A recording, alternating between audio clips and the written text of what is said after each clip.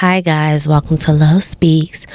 Hopefully this episode records on my sound pod. I know I haven't been posting on Apple Music and I apologize. I have a lot of stuff going on as far as like trials that be trying to come up, but I'm not gonna let that stop me. If I feel compelled to put out a video, I'm gonna put it out, and to the best of my ability.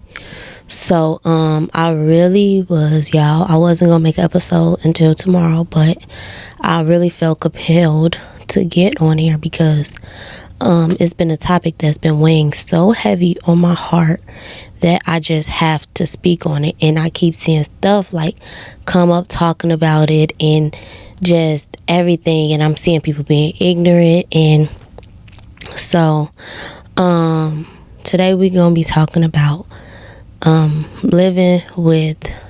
diagnosed with hsv1, herpes for other words, and other STDs, STIs, because it's a lot. So I want to start off with just telling y'all my story and how I was diagnosed. So it was a gentleman that I was talking to for some time, like a couple of months. Like we was talking for like a month. We ended up doing what we did, and we stopped talking because I was just like, I don't like the way that you you don't have time for me. And it was like, I felt like I was settling. So we stopped talking, and in a like couple of months of us stopped talking, he came back around and he was like, I have time now and I really want to get to know you and things of that nature. And I actually liked him. Like, he was like a good guy. And so I thought, he was a good guy. And so I'm like, okay, like we can try again. And I was lonely. I want to fill that void of loneliness because I was just like, at the time, this was not too long ago. This was about 4 months I've been diagnosed with hsv1.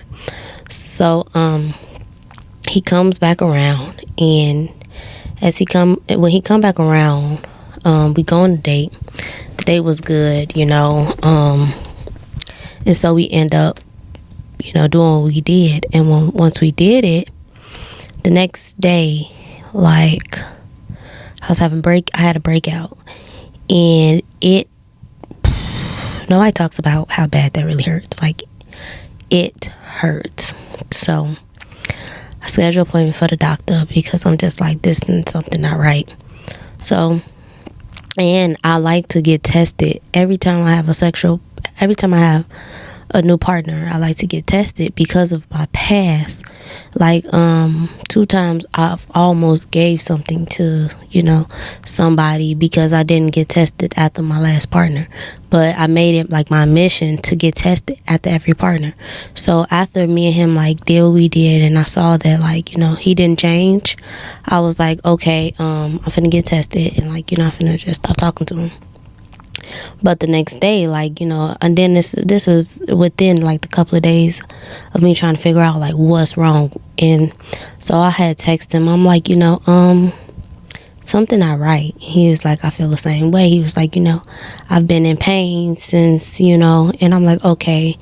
So he had told me that he got tested a week before, and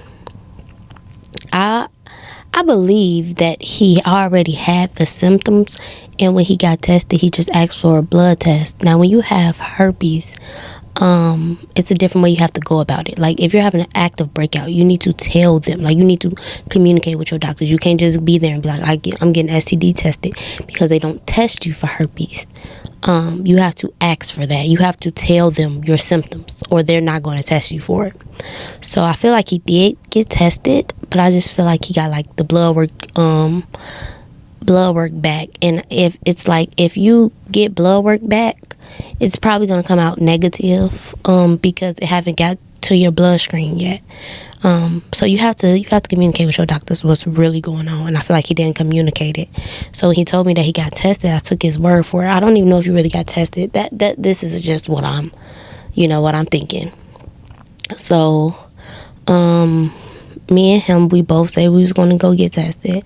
Not really go get tested. I don't know if he got tested, but my doctor, he drew my blood and he was like, I don't know if this is going to come back, he said it doesn't look like it, but he said it might be. I don't want to put it past, and stuff. And he's like, with your pain and stuff. And so it was a whole little thing. So the test came back and it was negative, but I was still in so much pain. I had to go to the ER because the doctor gave me the herpes meds, and then he gave me some other medicine because all the rest of my tests came back negative. So that's why I feel like he did get tested, because I didn't have I didn't have chlamydia, gonorrhea, the stuff that you would get with, So I feel like he did get tested, but I feel like he didn't tell them his symptoms. So I forgot where I was at. I had to go to the ER because I was in so much pain, and I had seltzers. I had really one seltzer, and it was big, and it kept spreading, and it was hurting. So I had to go to the ER because I'm like, I can't do this. So I go to the ER.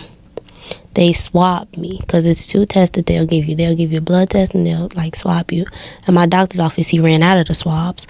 So I went to the ER, and they swabbed me. And when they swabbed me, a couple of days later, came back positive for hsv1. So I tell him and stuff, and he's in denial. He's like, it's probably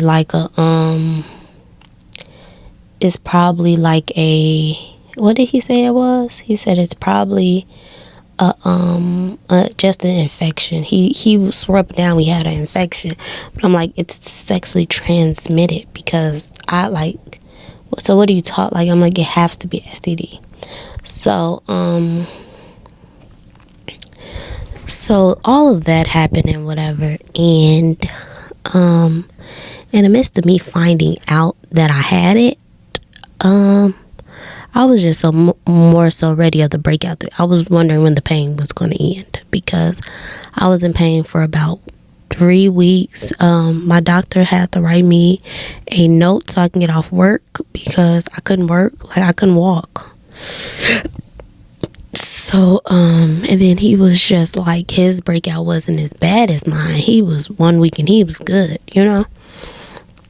But me, I was still in the middle of that.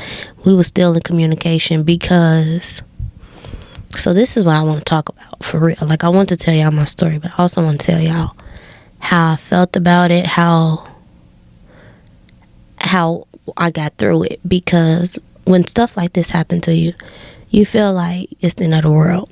You feel like nobody will ever love you the same. You have all these emotions going through your head. You want to hate the other person. When I told people, the first thing they said was, what about, where he at?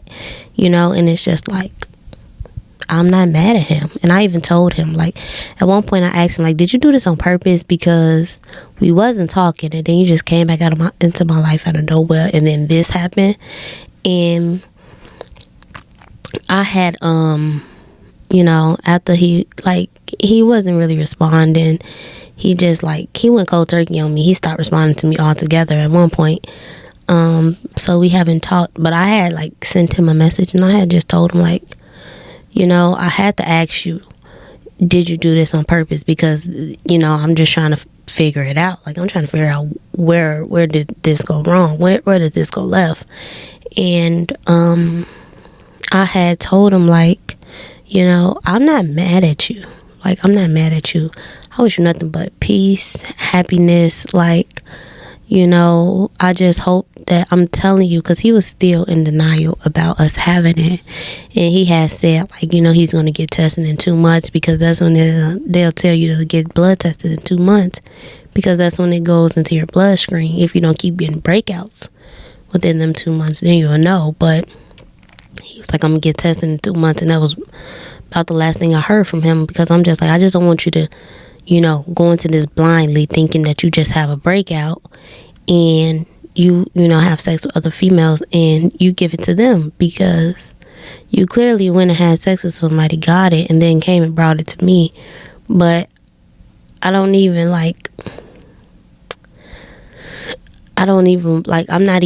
mad at you, but you never know who you're dealing with. You never know, like me, you did this to me, and I'm not going to mess with you physically.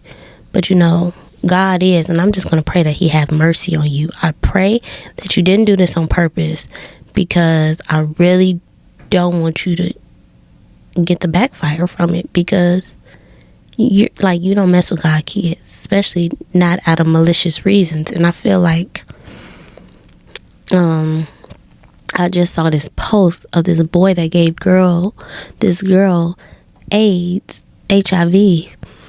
And he basically was saying that, like, he knew 4 months before they had sex, and he just had to have sex with her. Like, he just had to have that. And it's just like, to know that people have that much ill intent because of their own selfish reasons. Like, people literally do stuff to you because of the joy and the excitement that they get from reflecting their pain on other people. Like, they get a kick out of seeing you hurt like they hurt. And it's just it's sad. And that's why I feel like I had to raise awareness for it, because we go into these situations thinking everybody is, like, pure hearted and stuff, and people really have ill intentions with the thought that they're going to ruin your life, because that's how they feel. But I'm here to tell you that, like, your life is not ruined. It's not over. I feel like God can heal any and everything. It's nothing that God can't heal. And if everything happened in his will. So just because you have it doesn't mean that this is your life. This is the end of your story. No, it's not. God can heal any and everybody, like any and everything. It's nothing that he can't. And I feel like he's honestly, wholeheartedly going to heal me. But I feel like I had to go through this, because for one, I wouldn't listen. God been told me to stop just having sex. Stop having sex. You don't even But did I listen? No, because I just wanted to fill that void. And that's what we do. We don't want to be lonely, so we fill voids and we settle in what we don't what's not meant for us. And for me, I knew that this was going nowhere. I know who I'm going to be with. Like, I know all of these things, but I still chose to go against God's will. And sometimes God have to release his wrath on you just to get you to listen.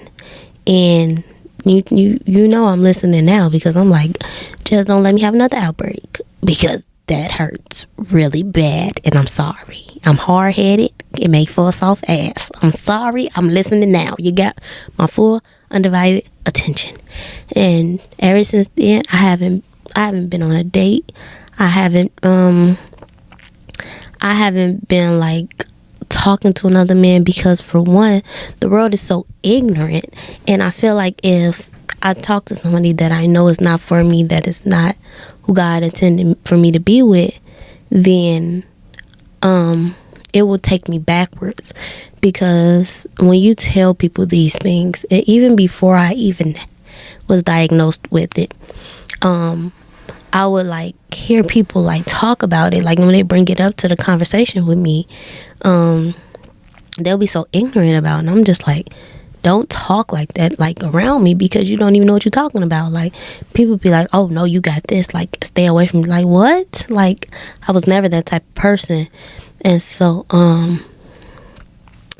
and so that's why I feel like I don't even know what the heck I was just saying. Because like my mind is in so many places right now when it comes to this subject. It's like crazy to me because it's so much that goes into it. Like, we have people that say, oh, it can never be me, it'll never be me, I will never be like that. And stop saying that, because you don't know what would be you. You don't know. You think people would just walk out and ask for it? No, absolutely not. People don't just, you think I just asked for it? No. But in a way, I saw it coming. I actually, when I got it, I was just like, well, I saw this coming because of how I was living. I'm going out trying to fill this void of being lonely, running from who God calling me to be. Of course I was. And then right before this happened to me, I did something that I should have never did, and I knew my karma was coming. Did I know it was going to be this? Absolutely not. But I even asked God to have mercy on me before the karma even came. And what I did was I slept with a man I didn't know was married. But after I found out he was married, I slept with him again. And I knew my karma was coming.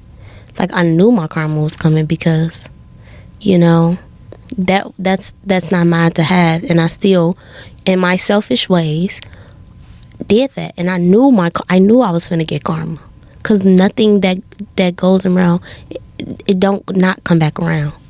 Life is a cycle. It's a cycle. And so when I got it, I wasn't even mad. I wasn't mad at the boy that gave it to me. I wasn't mad at God. Was I mad at myself? Yeah, I was disappointed in myself because the signs was there. All of the signs was there. I ignored it. But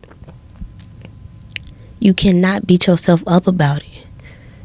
Like, it's okay. This is just a lesson that you needed to learn.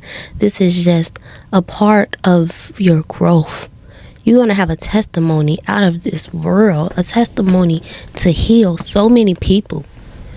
So many people need help. So many people need healing. And this is what you're here for. And when we get when stuff like this happen, just say you get a STD. Now, some you can get rid of. Some you just take a couple of pills. And that was, I knew the risk. That's another reason why I was not mad at him. And the guy that gave it to me, I was not mad at him. And I even told him, so I'm not mad at you, because I knew the risk that I was taking when I took my pants off. When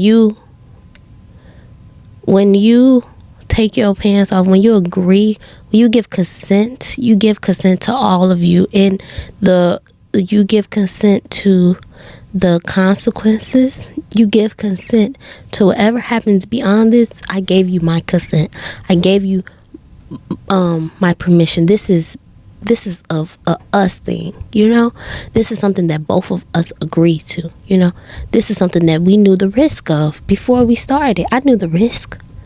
I was willing to take them, and I took them, and now I'm burnt. And so now this is a decision that I have to live with. This is am I proud?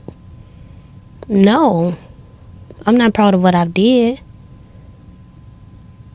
but I'm proud at the fact that I'm able to go through it and just know that it wasn't for nothing. When I first got it or whatever, and I told my friend, I was just talking to her, and I'm like, it's. I was just telling her how I felt like, God don't make mistakes, and all these things, and she was just like I'm proud of you. Like, people, they get these type of things happen to them, and they think it's the end of the world.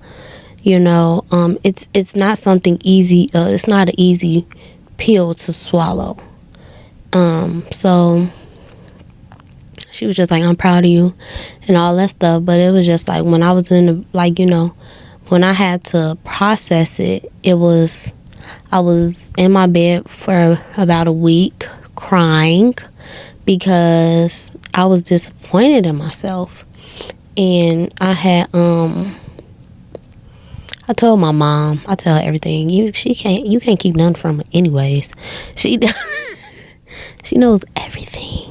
I be like, girl, leave me. You know that TikTok that be like, my business. Can I have my business to myself sometimes? That's how I be feeling about my mama. I love you though. You is my rock, my everything. That woman is amazing. And when I told her, she got to like sending me like articles saying that it's just cold sores and stuff like that, and mostly everybody get them and everybody got it, and so many people really have it, and just sending you like and I was just so grateful to have her because it's different when like I was just so grateful to have my mom and my sister because they like was just my rocks through it. And when you have like a calling on your life, like it's no lengths that the devil won't go to try to steer you away from your path. And when he don't have that many cards left, he's gonna pull out everything that he can. And so you just have to remain in your truth and in the presence of God, because in this journey it's never going to be easy. It's never going to not be trials and tribulations. But the whole thing is, when you're with God, you will always win. You will always come out on top. It's nothing that you can go through that he won't get you through. It's nothing that will be for no reason.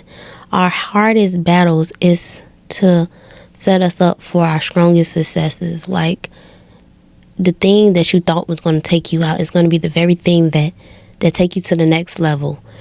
Never let what you go through steer you away from God, because that's what the devil wants. He wants you to feel like God ain't with you.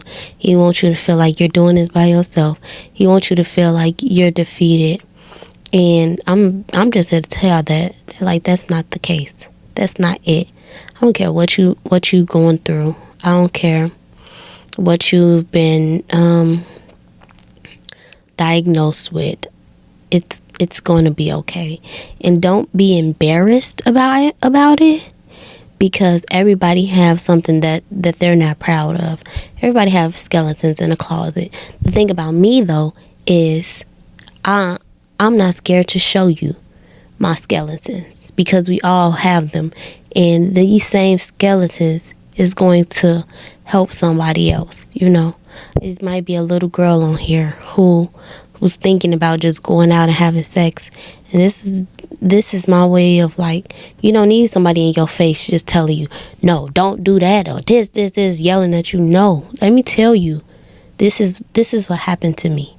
This is how I was living. And now these are the consequences that comes with it. Everything have consequences. I want y'all to make better choices than me. I have people older than me. I want you to make better choices than me. I want to put out awareness, but even if you don't make the better choices and you find yourself in sticky situations, don't give up. Don't feel defeated. Don't be what's this word I'm looking for? It's right here on my tongue. Don't be discouraged. Don't be discouraged. Because sometimes we all just have to go through things. But it's okay. I promise you it will be okay.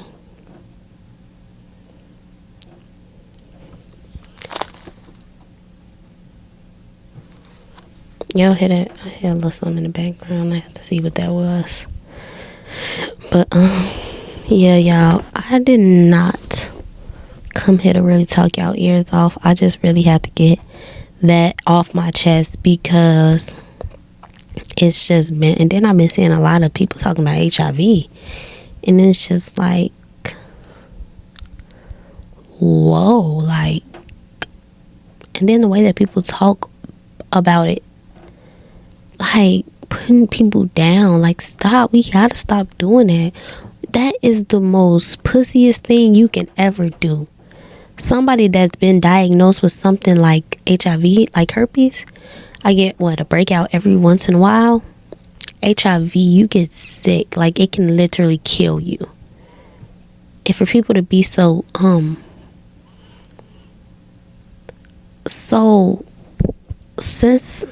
what am I trying to say? Insensitive about it. It's sickening to me. Like, come on now, G. These are, like, people really have to go through stuff.